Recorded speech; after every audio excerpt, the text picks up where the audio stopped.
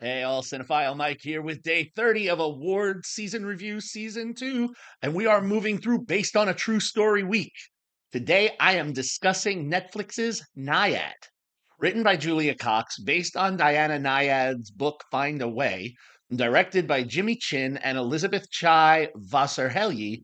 Nyad currently has, as per Box Office Mojo, an international box office take of $16,056 with no domestic information shared. As you know, this being a Netflix film, they don't usually do theatrical runs or, I guess, fully release those numbers.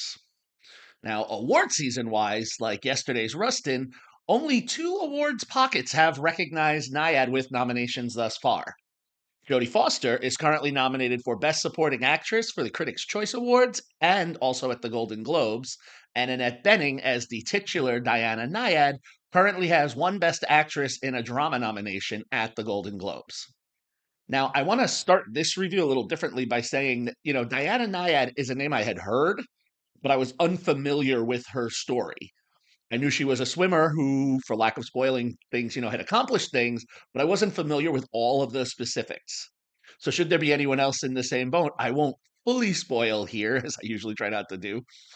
So, what I can safely say is Nyad chronicles the later life of Diana, who, as a sexagenarian, wants to accomplish her goal of swimming the over 100 miles freeform from Cuba to Florida without the support of shark cages or anything else that separates herself from the water. Now, this was something she had attempted at the age of 28, was unable to do, and now, upon her 60th birthday, decides, why not? And this film will show the challenges and the turmoils of each attempt at accomplishing this goal at this point in her life. From the strained muscles to the dehydration to the sharks to the jellyfish. I mean, this film does not shy away from showing everything that Diana was experiencing. Additionally, the film also, in addition to that, very well presents an empowering story of female friendship between Diana and her best friend and person she formerly dated, Bonnie, played by Jodie Foster. Bonnie is coerced by Diana to train her against Bonnie's wishes and better thought, but ultimately, out of love for their relationship, she acquiesces. And so, what will follow is a series of training montages and exchanges between them during Nyad's attempts to do this marathon swim. Now, while it is not a full spoiler to say that it takes many attempts to do this swim, and of many attempts that she makes, the film really raises the question, will she be able to do this? And if so, will this be done without severe ramifications? This is what we are going to see throughout this film. Now, Annette Bening and Jodie Foster give two outstanding performances that both deserve to be recognized come Oscar time. I mean, it's a very tough year this year, more than in recent years, but at least in the nominations to recognize what they did here. They really elevated this film from just another biopic to really giving us a pair to root for and engage with. Their chemistry is impeccable, and the love that these two women have for each other. I mean, in real life, they say that Diana and Bonnie see each other every day. And above all, that is what, is at the core of this.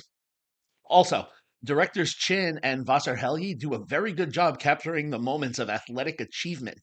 Very much so for my fellow documentary fans, the way they captured these jaw clenching moments in their 2019 Oscar winning documentary Free Solo. In fact, this is their first narrative film, and I actually look forward to what will come from this pair next.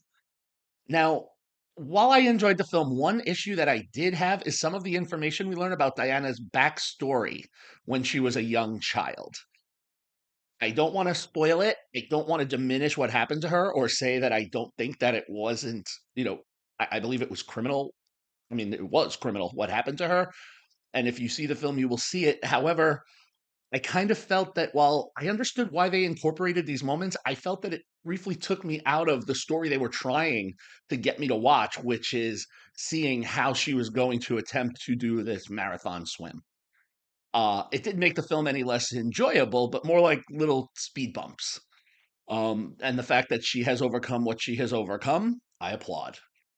All in all, a solid film. In addition to its performances, I feel that the film's cinematography and the editing were also very well done, especially with the underwater shots capturing, each attempt at making the swim. And now this is, I mean, As opposed to recent years, this is a really strong season here with all of these different films. So this film may get overlooked in these categories, but I here want to pay respect to Claudio Miranda's cinematography and Christopher Tellefson's editing. And you know what? I've been wrong before. Maybe these will pop up as Oscar nominees. Both have history. Tellefson was nominated for editing the film Moneyball in 2012, and Miranda was nominated for his cinematography for 2009's The Curious Case of Benjamin Button, and then he won the cinematography award for 2013's Life of Pi.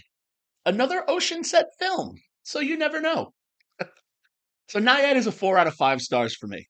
The performances are ultimately what raised this film from the 3 to the 4.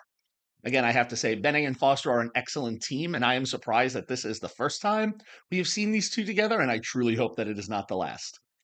So there you have it. Nyad is streaming exclusively on Netflix for those who wish to catch it. If you like what you heard here, please subscribe and like the channel for all of the cinematic goodness that is coming. Follow me on all social media platforms. Compare movie reviews with me on Letterboxd. I will see everyone tomorrow for a more recent period in our history as we continue with Based on a True Story Week, where we deal with the type of crack that wasn't a drug. Excited? Of course you are. But until then, this is Cinephile Mike saying take a break and watch something new.